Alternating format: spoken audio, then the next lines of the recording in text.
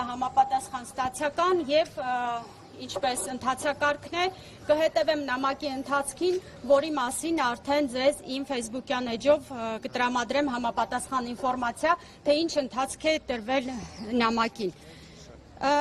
Նաև եւս մեկ անգամ ուզում եմ հիշեցնել, որ մենք այսօրը պատահական չենք ընտրել, մենք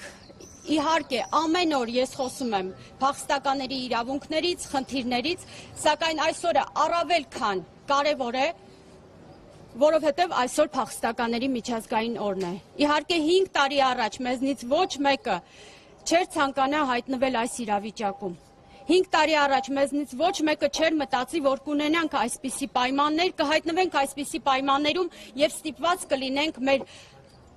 ամենօրյա, առօրյա կենսական խնդիրների լուծման համար ամեն օր թակել տարբեր պետական դռներ։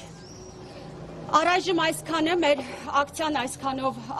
ավարտում ենք, հետագա ընթացքի մասին արդեն խնդրում եմ հետևել իմ էջին եւ համապատասխան ինֆորմացիա կտրամադրեմ հետագա աշխատանքների վերաբերյալ։ Բայց արդյունքի հասակ այսօրվա ակցիայով։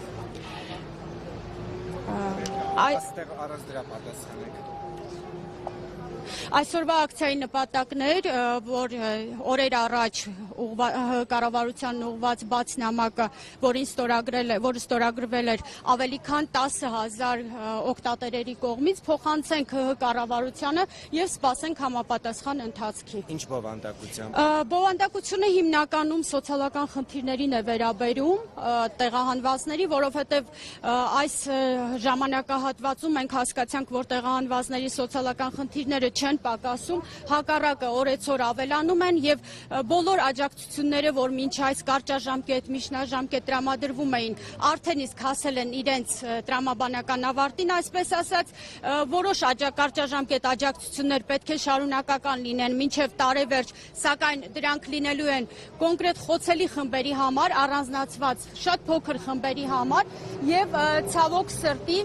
ինչպես նաև կառավարությունն է դրան տեղյակ, այդ խմբերի մեջ չեն ընդգրկվելու բազմաթիվ ընտանիքներ, որոնք ունեն առօրյա իրենց հոգսերը հոգալու մեծ խնդիրներ։ Իհարկե մենք անընդհատ լսում ենք, որ արցախցիները պետք է աշխատեն, արցախցիները պետք է իրենց հոգսը իրենք հոգան։ Ես բոլորիդ հավաստիացնում եմ, արցախցիները բոլորը պատրաստական են աշխատել, նրանցից շատերը աշխատում են, այդ մասին նաև Հայաստանի Հանրապետության կառավարությունն է պարբերաբար իր պաշտոնական տեղեկագրերում ներկայացնում, թե քանի հազար անձ է ներգրավված որպես վարձու աշխատող, որքան մարդ է աշխատում, սակայն մենք տեսնում ենք, որ այդ աշխատավարձով ընդամենը հնարավոր է առօրյա հոգսերը հոգալ։ Իսկ բնակվարձը, որը ամենամեծ խնդիրն է այսօր տեղահանվածների համար, շարունակում է մնալ խնդիր։ Եւ Ես մի փոքր ուշ միացա, բայց որքանով տեղյակ եմ խնդրին, երեք նաև իմացա, որ եւս 2 ամիս տալու են ձեր 40 + 10,000-ները, ընդ որում այս ամիս կարծես թե ուշացել է, հա։ Չեն տալիս, դա է խնդիրը։ Ասեմ, որ այդ 2 ամիսը վաղուց լրացել է, դա վերաբերում էր ապրիլ-մայիսին եւ դրան զուգահեռ խոստացվել էր, որ կառավարությունն իրականացնելու է այնպիսի ծրագրեր, որ տեղահանվածների սոցիալական վիճակը բարելավելու է եւ այլևս մարդիկ այդ 40,000-ների աջակցության կարիքը չեն ունենալու եւ այդ աջակցության կարիք ունենալու է բացառապես խոցելի խմբերը։ Ցավոք սրտի իմ կողմից կոնկրետ իրականացված սոցիալական հարցումների արդյունքում ես պարզել եմ, որ մեր տեղահանված հայրենակիցների ավելի քան 95%-ի մոտ այս ամբողջ ժամանակահատվածում որևէ դրական տեղաշարժ չի եղել։ Իսկ դուք դիմել եք նախարարության ինչ են ասել։ Ես ճիշտ ասած նոր ձեր հարցով փորձեցի մոտենալ նախարարին միջոցառման, բայց ինքը տենց անշնորհքաբար իր դաստիարակությունը ցույց տալով արհամարեց եւ չպատասխանեց այս թեմայով հարցին։ Չգիտեմ, դուք դիմել եք գուցե ձեր պատասխանի։ Իրականում մենք բազմաթիվ գրավոր դիմում առաջարկներ ներկայացրել ենք կառավարությանը, ներկայացրել ենք սոցիալ նախարարությանը, պարբերաբար մենք ահազանգում ենք, որ տեղահանվածները մեծ խնդրի առջև են կանգնելու եւ նույնիսկ ինչպես դուք նշեցիք, այն երկամսյա աջակցությունը, որ ավելացվել էր, որ պետք է 2 ամիս լրացուցիչ տրամադրվեր, այսպես ասած բոլորին, որը նույնպես բոլորին չէր, այլ աղմուկից հետո ընդ որում որպես աղմուկից հետո որպես ընդառաջ քայլ եւ դրան զուգահեռ պետք է տեղահանվածի վիճակը բարելավեր։ Բայց մենք տեսնում ենք, որ տեղահանվածների վիճակը ոչ մի բանով չի բարելավել, հակառակը վերջին երկամսյա աջակցության վերջին 40,000-ը ընդհանրապես առ այսօր չկա։ Այսինքն մայիս ամսվա դիմաց։ Բյուջեի վերաբաշխման խնդիր կա, ոնց հասկացա, ուշացումը իրենք էլ են ընդունում։ Իրենք ընդունում են, բայց ես կոնկրետ չեմ ընդունում, եթե այդ որոշումը կայացվել է ապրիլի վերջին, ապա բյուջեի վերաբաշխումը նույնպես կարող էր կատարվել մայիս ամսվա ընթացքում, չգիտեմ պետական ընթացակարգերը, բայց ես հասկանում եմ սովորական մարդու խնդիրը։ Սովորական մարդու համար հետաքրքիր չէ բյուջեն երբ են վերաբաշխում, երբ են ով է դերաբաշխողը եւ այլն։ Մի բան էլ հիմա հուլիսի 1-ից այդ երկամսյա հավելյալ ժամկետը, որ ընդառաջ են գնացել, ավարտվել է, չէ՞։ Հունիսի 1-ից այլևս մինչև մայիս էր երկարացվել, հունիսի 1-ից այլևս չկա, դրան զուգահեռ վերադառնում են իրենց նախորդ վերջին որոշման պայմաններին։ Այո, ապրիլից, որ պետք է գործարկվեր հրատապաջակցության լրացուցիչ ծրագիր, սակայն ցավոք սրտի այդ հրատապաջակցության ծրագիրը նույնպես ոչ մի էական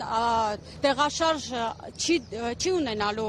տեղահանվածների կյանքում, որովհետև այն կոնկրետ նախատեսված է 3000 ընտանիքի համար։ Սակայն ես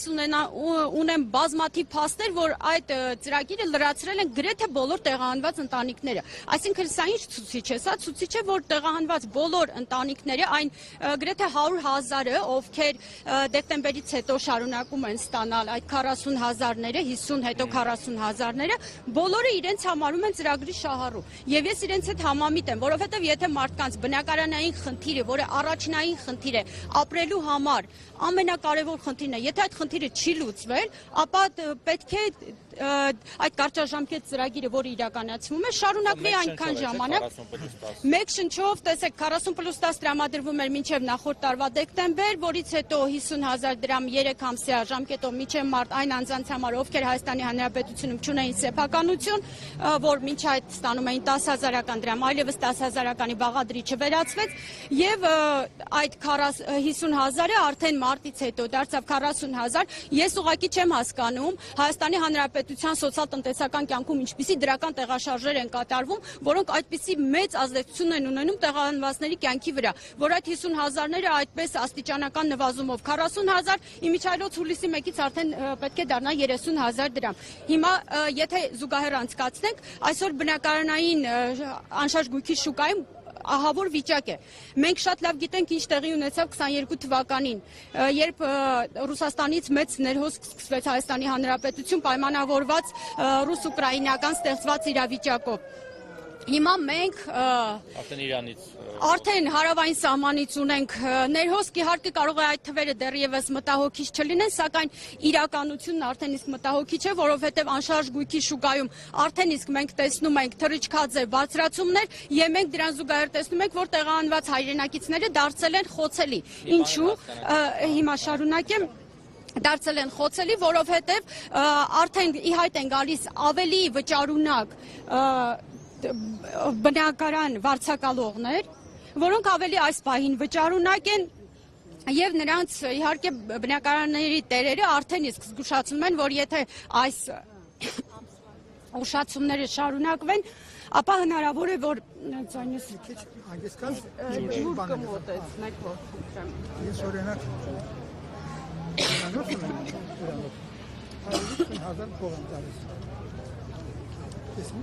չեմ աշխատում, որ Ես սա ձեր հարցին պատասխան։ Լավ, ոնց որ ձայնս եկավ, հա։ Մասին, հա, պաշտոնական թիվ չկա, հա, թե քանիսն են զրկվել, քանի հազար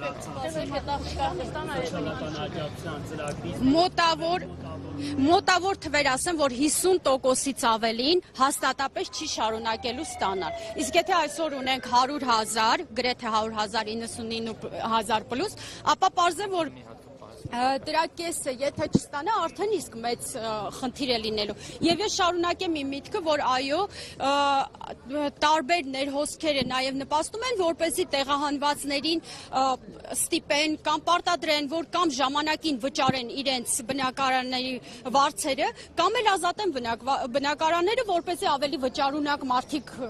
կան, իրենք ավելի նախընտրելի են եւ հենց իրենք արդեն իրենց բնակարաններից կօգտվեն։ Ես 1 րոպե ներողություն եմ խնդրում։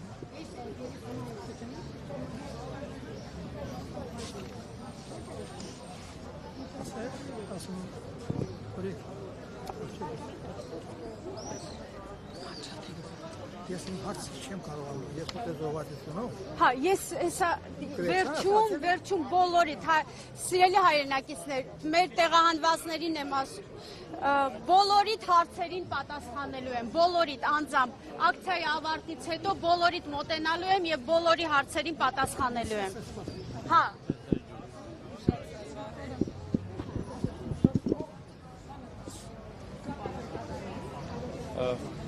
Մի բան էլ ես չլսեցի, որքանով է հիմա կրճատվում շահառուների թիվը եւ ոնց հասկացա մայիս ամսվանը չեք ստացել 40 օր ուշացավ է։ Մայիս ամսվանը դեռևս մայիս ամսվան Առաջ կկանգնեք։ բնակվարձերը դեռևս մարդիկ չեն ստացել, իսկ ինչպես գիտենք Հայաստանի Հանրապետությունում ընդունված է, որ պետք է կանխավճարով բնակվարձը տրամադրեն եւ մարդիկ ապրեն տվյալ ամսվա համար։ Այսինքն մայիս ամսվա գումարները մարդկանց մեծ մասը արդեն իսկ կամ վարկ է վերցրել, կամ պարտք է վերցրել, ով ինչպես կարողացել է եւ հիմա փաստացի խնդրի առջև են կանգնել։ Ու նաեւ դրան զուգահեռ բնակարան տրամադրողները արդեն նրանց մեջ տեսնում են խնդիր։ Եթե այսօր չի կարող վճարել ունենալով, որ հետո ստանալու է, վաղը եթե այդ ստանալու հանգամանքը չլինի, ընդհանրապես հնարավոր է ասեն ազատեք բնակարանները։ Աշխատանքի եւ սոցիալական հարցերի նախարարությանը որ հարցում է, իրանք մի ամբողջ ցանկ են ներկայացնում, թե ինչ հրաշալի ծրագրեր են իրականացնում Արցախից, իսկ իրենց խոսքերով լվերից բռնի տեղահանված մեր հայրենակիցների համար։ Այդ օրինակ այդ ծրագրերից մեկն է, որ, չգիտեմ, ձեզ աշխատանքով են ապահովում, ինչ որ ներգրավում են ինչ որ տարբեր ընկերություններ աշխատանքի, նաև բնակարանային ապահովման ծրագրեր են իրականացում արտոնյալ վարկեր։ Դուք այս ամեն ինչից օգտվում եք եւ սրանք ռեալ են թե ոչ։ Կան օրինակ ձեր շրջապատում մարդիկ, որոնք սոցիալ-նախարարության ջանքերով օգտվել են ծրագրից, դարձել են ինչ-որ աշխատանքի տեր, միտեղ աշխատանք են տեղավորվել։ Բնականաբար ոչ ոք չի կարող ժխտել, որ ծրագրեր իրականացվում են, սակայն դրանք որքանով են թիրախային, դրանք որքանով են ընդգրկում շատ լայն խմբերի։ Ահա դրանք են հարցերը։ Այսինքն կառավարությունը սոցիալ-նախարարությունը ներկայացնում է, որ մենք ավելի շատ ներկայացնում ենք կատարված աշխատանք, քան ունենք փաստացի թվեր։ Այսինքն, եթե իրականացնում է զբաղվածության ծրագիր, տարբերակելով օրինակ 20 թվականի եւ 23 թվականի տեղահանվածների, սա փաստացի ցույց է տալիս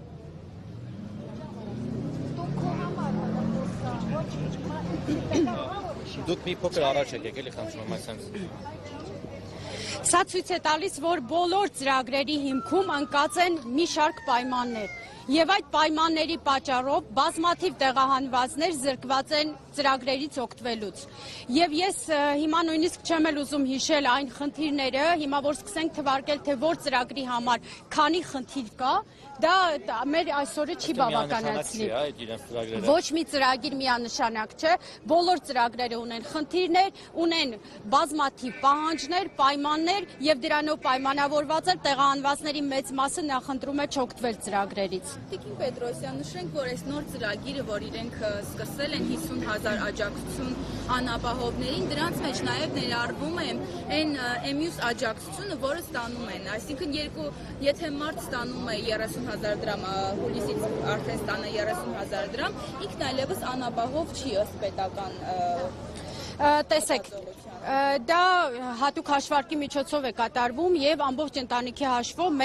ընտանիքի մեկ անդամի եկամուտը չպետք է գերազանցի 55,000 դրամը։ Այս պարագայում ընտանիքի անդամները ստանում են 40,000 դրամ դիմում ներկայացրած ընտանիքի անդամը եւ եւս 10,000 դրամ ընտանիքի մնացած անդամները։ Սա իհարկե դուք ճիշտ նշեցիք, հնարավոր է որ լինեն ընտանիքներ, օրինակ մեկ անձից կազմված ընտանիք, որը որևէ այլ եկամուտ չունենա եւ դիմի ծրագրին, ինքը իհարկե զուգահեռաբար կստանա եւ բնակապահովման եւ բնակվարձի դիմաց տրամադրվող արդեն 30,000-ը, որը շուտով 30,000 է դառնալու, եւ այդ 40,000 դրամը։ Հուլիսի 1-ից ինչքան են ստանում։ Ուրեմն հունիս ամիսը 40,000 բնակվարձ, հուլիսի 1-ից մինչև դեկտեմբեր 30,000 դրամ։ Արդեն մայիսին առ այսօր չեն տվել, չէ, հիմա 40,000 է։ Չեն տվել հունիսի 1-ից էլ կրճատվել է։ Հունիսի 1-ից արդեն իսկ կրճատված է ծրագիրը եւ ուղղվելու է բացառապես խոցելի համարվող խմբերին։ Խոցելի խմբերն են 63 պլյուս տարիքի անձինք, առաջին երկրորդ խմբի հաշմանդամները, զոհվածի կերակրողին կորցրածի ընտանիքները, մինչև 18 տարեկանները։ Մի բան էլ հասկանանք, այդ 40,000-ները, որ տալիս են մեկ շնչի հաշվով, որ դուք բնականի վարձ վճարեք։ Հիմա մի ընտանիք բազմանդամ, ասենք 6-7 հոգի ունի, մի ընտանիք էլ 1-2 հոգի է, հոգուց է բաղկացած։ Այդ ոնց է այդ հաշվարկը ոնց են անում, որ կարողանան վարձը վճարել։ Վերջո վարձակալը չի նայում, չէ՞, քանի հոգով ինքը տունն է տալիս, ոչ թե մարդկանց շնչի հաշվով չի գումարը ձևավորում։ Իհարկե վարձակալական շուկայում կան հաստատուն թվեր, սակայն կան մինիմալ եւ մաքսիմալ, այսպես ասած, թվեր։ Մինիմալը բոլորի համար է, այսինքն անկախ դրանից մեկ անդամից կազմված ընտանիք է 2 թե 4, հնարավոր է լինի նույն գումարը, բայց այլ է, երբ բազմանդամ ընտանիք է։ Շատ դեպքերում բազմանդամ ընտանիքներին փոքր տարածք քառակուսին չեն տրամադրում, եթե օրինակ բազմանդամ ընտանիքը մտածի, որ իր այսպես ավելի փոքր քառակուսի մետր տարածքով բնակարան կվարձի եւ մնացած գումարը օրինակ կտրամադրի այլ խնդիրների։ 80,000-ը բավարարում է, որ տուն վարձեք։ Բնականաբար ոչ։ Ես ու ամուսինս ենք։ Ամուսինս 68 տարեկան է, երկրորդ կարգի հաշվանդամ է։ Ես էլ 61 տարեկան